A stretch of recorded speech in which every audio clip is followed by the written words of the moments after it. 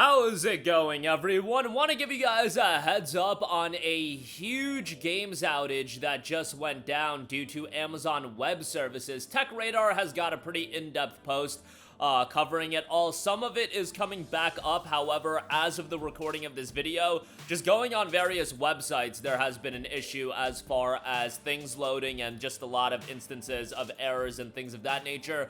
We'll talk all about that, in one of the big PlayStation exclusives has been affected, so we'll talk that. And also, speaking of PlayStation exclusives, Ghost of Yote is a game that came out just a few weeks ago. At this point, I see a lot of you guys getting the Platinum Trophy.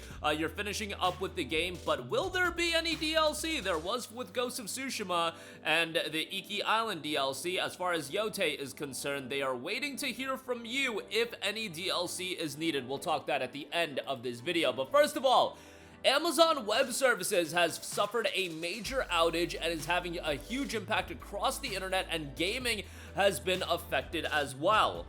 Now, the most notable games that have been affected, Fortnite obviously has had an issue, but Gran Turismo 7 has also had an issue.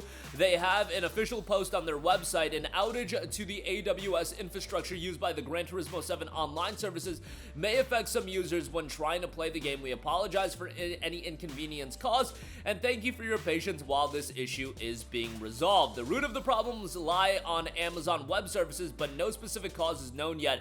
Amazon Web Services dashboard just shows an operational issue in North Virginia. The AWS dashboard says engineers were immediately engaged and are actively working on both mitigating the issue. The effect of the outage has been massive and is ongoing, and it has been updated. Fortnite has a status Twitter page. The service provider outage is resolved, and Fortnite is noted to be back online. However, a lot of people are still reporting that it is very slow to get back onto Fortnite. Fortnite is down as of 7:30 in the morning. Servers are not responding. Like, this is a major issue, and definitely the always online, the people against always online games and things of that nature score a major W today. I mean, it goes without saying that obviously a game like Fortnite, you need to be online to play a game like that. But when it comes to single player games and them being tied to some sort of online connectivity, just issues like this do arise. Look at what happened with the PlayStation Network outage that happened. Man, has it been a year and they were out for a whole weekend, and people get off work and they're trying to come home and just relax and play games, and there were people literally locked out of their single player games. Like, there are a lot of issues that always online gaming can bring up, and while this isn't relevant in a vacuum to a specific single player game, it's just a showcase of what can go wrong when things are tied to other network services, because this stuff is never going to be super predictable. I mean, it happened 14 years ago, but at this point, the PlayStation Network outage of 2011 is still embedded into my memory. And sure, PlayStation has gotten a lot better, but at the same time, a year ago, we had a 2-day network outage, or maybe it was a day, whatever it was, I want to say it was a Friday night into Saturday afternoon type situation. And yeah, people were given 5 days of PlayStation Plus, but the fact is, PlayStation let that happen, and they weren't transparent about the situation whatsoever. It's just, when you are talking about online connectivity being mandatory, you are giving away even more power to the publishers and the companies that, they're getting more and more power over you, as always, or all digital gaming is becoming bigger. And you are buying these games that you can't lend to a friend, you can't trade in, and I get game sharing is a thing, but you get the idea. All of that power and all of the decision making is being sacrificed and given more and more to the company. So it's just something to talk about, it's something certainly to bring up. At this point, by the time you guys are watching this video, hopefully most of the issues are resolved and most of the things are getting restored. But you're talking about a juggernaut game like Fortnite being shut down, and what if at a certain point, games that are tied to always online DRM, that DRM services goes down? We haven't had a ton of major issues like that, but for people to be like, this will never happen, I think you're kidding yourself. And at the same time, once they get that power to have you always be online, for you to give away more and more of your information, it doesn't stop there. It just keeps going and going. So it's just a talking point. It's something to consider. All right, moving on from that, Ghosts of Yote, a game that I know a lot of you guys are enjoying, and Game Informer had an interview with co-director Jason Connell and lead writer Ian Ryan talking about how game developers get the rare opportunity to actually listen to millions of people about what resonated within a story versus maybe what didn't, or what the hopes are and if DLC and other content is needed. It was noted, I think for us, we are at the spot in the project where we just get to pull it out there and see what's resonating with people and what people love and what people feel like they wish they maybe knew more about Atsu. And I think for us, this is like the most important part of the project in terms of making decisions like these, because same thing with Tsushima, you can listen and you can be like, oh, okay, people seem to want to know a little bit more about that relationship or what happened to the dad.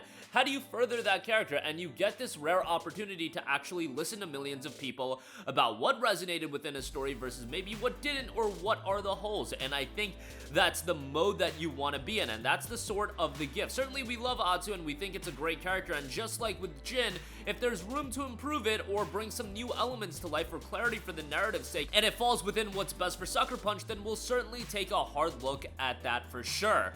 As far as criticism goes, Connell noted, for me, I think criticism is a gift. There are some people that are gonna love what you make, and some people are maybe not going to like it. There's criticism nobody ever wants to hear, but it makes you better creators, right?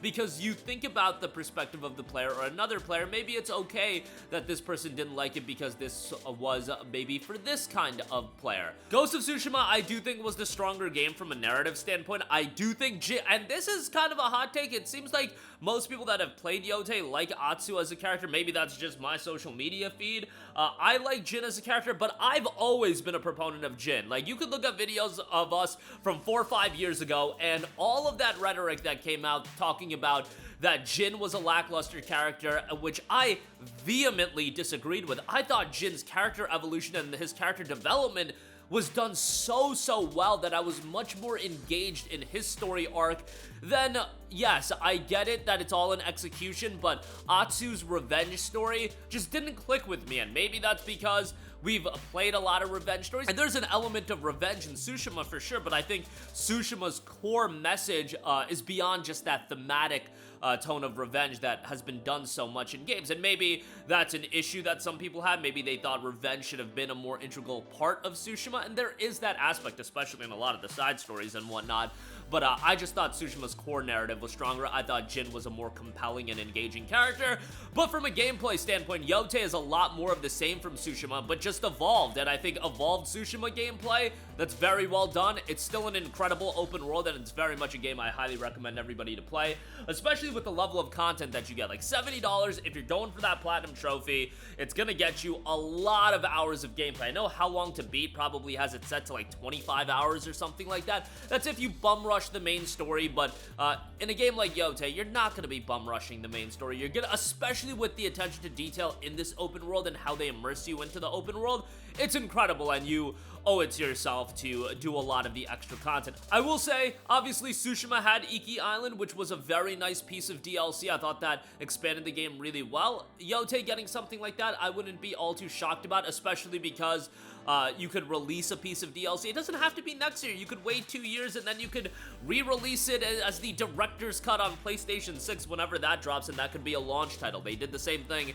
with Tsushima and the director's cut, but we'll see if ultimately that happens. But that's gonna do it for me. Again, a huge network outage over on a lot of different games with Amazon Web Services, and Gran Turismo 7 was affected. And Ghost of Yote, would you like to see DLC for it? What's your overall thoughts on the game? Thought it was a solid game, definitely not Game of the Year contender, but in that second tier for me. That'll do it for me. Let me know all of your thoughts in the comment section down below. Sound off there. Thank you for watching, and goodbye. Hey guys, we hope you enjoyed the video, and if you did, make sure to hit the subscribe button, and if you're already subscribed, do us a favor and hit the bell icon. This way you'll be notified whenever we post a new video. That's the best way to keep up with all of our uploads, and we usually try to upload 2 videos a day. And with the bell icon hit, you'll be notified whenever we do upload a video. As always, thanks for watching.